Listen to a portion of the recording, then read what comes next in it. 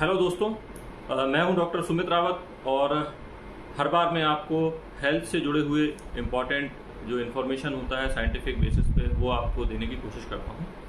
आज बहुत important topic के बारे में आपको बताना चाह रहा हूं कि जो दिल की बीमारी है या जो हार्ट अटैक आजकल इतने कॉमन हो गए हैं कि नॉर्मल रूटीन में जिम करते हुए या स्टेज पे परफॉर्मेंस करते हुए, अभी आपने देखा होगा कि हमारे बहुत इम्पॉर्टेंट एक सिंगर हैं बहुत मशहूर के जी, उसके बाद भरतनाट्यम परफॉर्म करते हुए हमारे जो एक आर्टिस्ट हैं उनकी डेथ हो गई।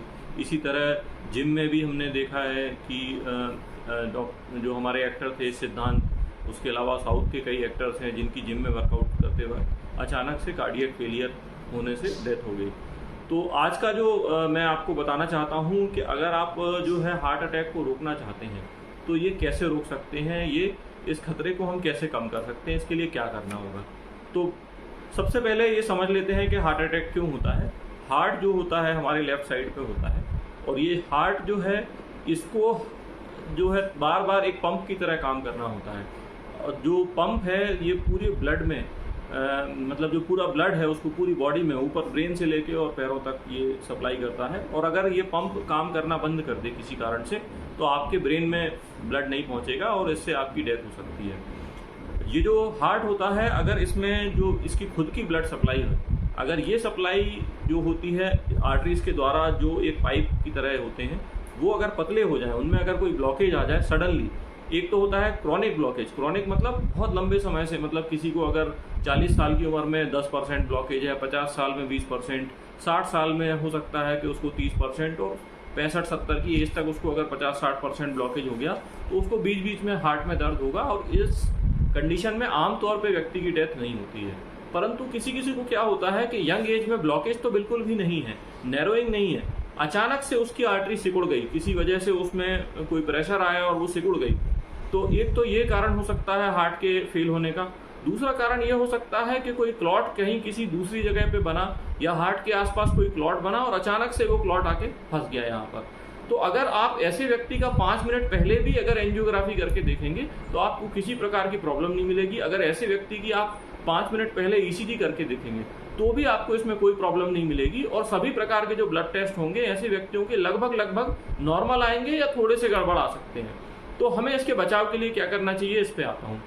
तो हमें इसके बचाव के लिए कुछ उपाय करने की जरूरत है, जैसे कि आजकल की जो लाइफस्टाइल में गड़बड़ी है जिसको हम बोलते हैं sitting is new smoking.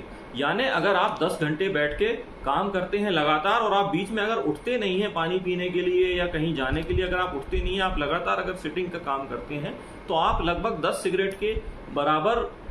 Cigarette के पीने के बराबर अपनी बॉडी को नुकसान पहुंचा रहे हैं। तो जो सिटिंग वाले जॉब्स होते हैं उसमें आप ये ध्यान रखें कि हर 1 घंटे में आपको एक ब्रेक लेना है। जल्दी से जाइए, 2 सीढ़ी चढ़ के आ जाइए। जैसा कि आपने देखा होगा कि बच्चे जो होते हैं वो क्लास में बैठते हैं और फिर होमवर्क से अचानक से उठते हैं, 2 स्लाइड करके आ जाते हैं और वो फटाक से साइकिल चला के आ जाते हैं। तो आपको कोई इन बिटवीन ऐसी एक्टिविटी करनी है कि आपका जो ब्लड का सर्कुलेशन है वो फटाक से मेंटेन हो जाए और आपके हार्ट की जो पूरी जो सप्लाई है वो मेंटेन होती रहे।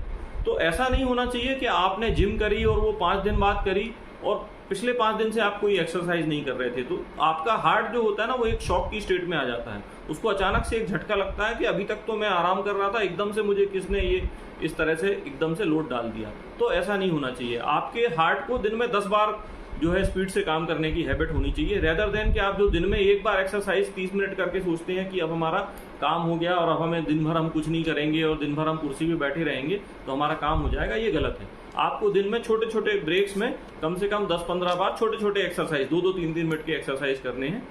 रेदर देन आप मॉर्निंग तो एक्सरसाइज कर ही सकते हैं, इसके अलावा 2-3 मिनट के आपको छोटे छोटे एक्सरसाइज जरूर करने हैं, ये बहुत जरूरी होता है। इसके अलावा आपको अपना हाइड्रेशन मेंटेन करना है, मतलब आपको बीच बीच में पानी पीते रहना है। आप बीच में कोई वेजिटेबल जूस ले सकते हैं, आप सूप ले सकते हैं, आप नारियल पानी, छाछ, इस तरह की चीजें लेके अपनी बॉडी को हाइड्रेट रखें ताकि खून जो है ना वो जरूरत से ज्यादा गाढ़ा ना होने पाए।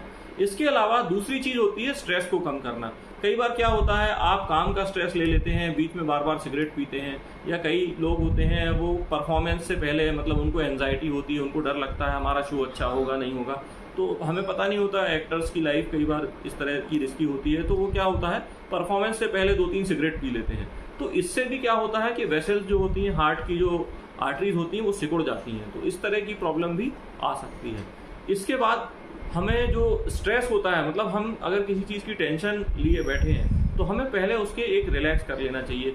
हम योगा की प्रैक्टिस कर सकते हैं कि हम दिन में कम से कम एक बार योग का एक्सरसाइज करें, प्राणायाम वगैरह करें, हम एक रिलैक्सेशन पोस्चर बनाएं और हम कुछ ध्यान करें, तो ये भी काफ़ी हेल्प करता है हमको हार्ट डिजीज़ की रिस्क कम करने के लिए। अगर आप ओवरवेट हैं तो आपको ओबेसिटी यानी कि मोटापे से छुटकारा पाने की ज़रूरत है। अगर आप बहुत ओवरवेट हैं तो ऐसा देखा गया है कि जो लोग ओवरवेट होते हैं उनमें कार्डियक रिस्क जो है, हार्ट अटैक की रिस्क जो है वो ज़्यादा होती है। इसके बाद बहुत इंपॉर्टेंट रोल आता है डाइट का।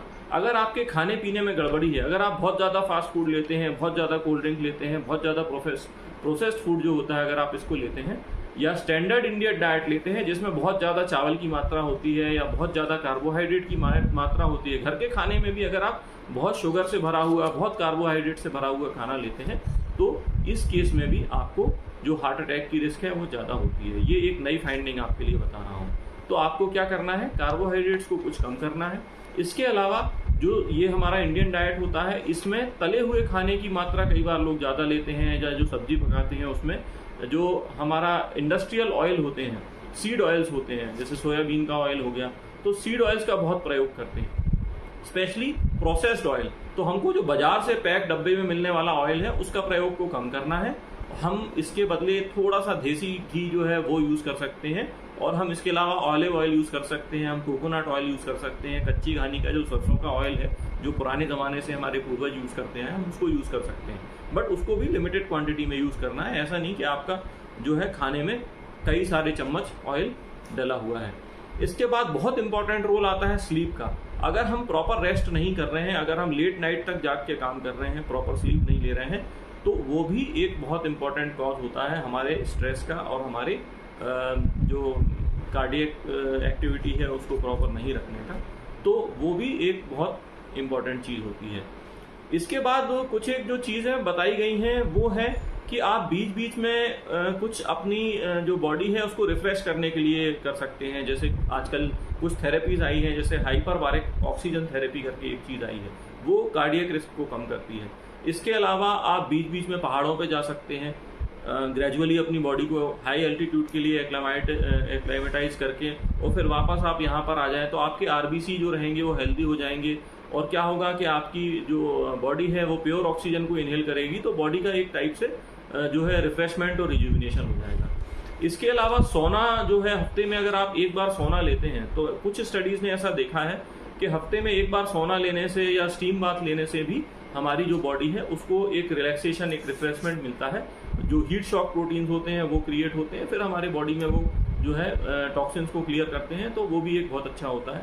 जो डिटॉक्स प्रोग्राम्स होते हैं जिसमें आप हफ्ते में एक हफ्ते के लिए लगभग रॉ वेजिटेबल्स का सेवन करते हैं, वो बॉइल्ड वेजिटेबल्स लेते हैं, और आप ये जो दूसरा नॉर्मल खाना है वो आप हफ्ते भर के लिए अवॉइड करते हैं, तो डिटॉक्स प्रोग्राम्स भी हैं, वो भी इसके लिए काफ़ी अच्छे बताए गए हैं। लेकिन इसके बात का आप ध्यान रखें कि डिटॉक्स के बाद जब आप नॉर्मल रूटीन में आएंगे तो आपको एकदम से बहुत सारा खाना नहीं खाना है, आपको ग्रेजुअली करना है। पहले दिन आप 1 रोटी खाएंगे, अगले दिन 2 रोटी खाएंगे, तीसरे दिन आप 2.5 रोटी खा सकते हैं। आप ऐसा ना करें जिस दिन आपने डिटॉक्स खत्म किया उस दिन आप एकदम से 5 रोटी खा लें, बहुत सारा पिज़्ज़ा, पास्ता, बर्गर खा लें, तो आपको ऐसा नहीं करना है, जैसा शेन वॉर्न जी जो है उनके साथ हुआ था। वो एक स्पोर्ट्स पर्सन थे, वो कुछ दिन डिटॉक्स करते थे और उसके बाद वो अपनी बॉडी को ओवरलोड करते थे। जो फूड उनको पसंद था, मतलब वो काफ़ी फूडी थे, तो वो जैसे ही डिटॉक्स खत्म करते थे वो बहुत सारा फूड ले लेते थे। तो ये जो अप एंड डाउन होता है, ये जो शॉक अपनी बॉडी को देते थे कि एकदम से उनका शुगर लेवल बढ़ता था, तो उससे भी प्रॉब्लम होती है। तो ये कुछ एक चीज़ें थी जो बहुत ज़रूरी थी। इसके बाद एक और चीज़ जो बहुत ज़रूरी है हमारे जो है लाइफस्टाइल में बताई गई है, ये सदियों से हमारे बीच में चली आ रही है, एकादशी का फास्ट रखना या सोमवार का फास्ट रखना।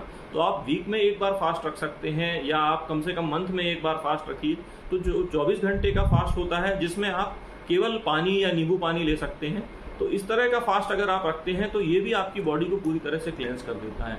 तो ये आपकी ना सिर्फ बॉडी को एक रिलैक्सेशन देगा आफ्टर फास्ट, बल्कि ये आपकी बॉडी को क्लेंस और डिटॉक्सीफाई भी करेगा।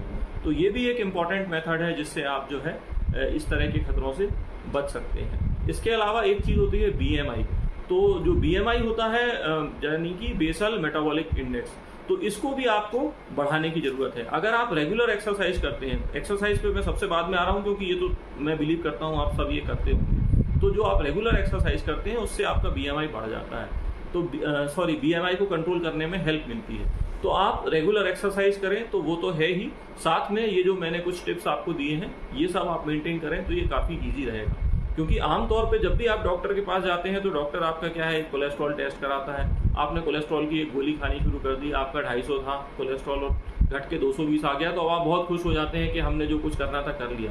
तो ये एक इकलौती चीज़ नहीं है जो आपको करनी है, ये भी इम्पोर्टेंट है, परंतु ये सिर्फ 10% का बेनिफिट रखती है। 90% बहुत सारी दूसरी चीज़ें हैं, उन पर भी आपको विचार करना है, उनको भी आपको मैनेज करना है। तो उम्मीद करता हूँ जानकारी आपको पसंद आई होगी। कुछ आपके और डाउट्स हों आप लाइक करें, इसको कमेंट करें, कमेंट में आप अपने क्वेश्चन पूछ सकते हैं, चैनल को सब्सक्राइब करें। Thank you.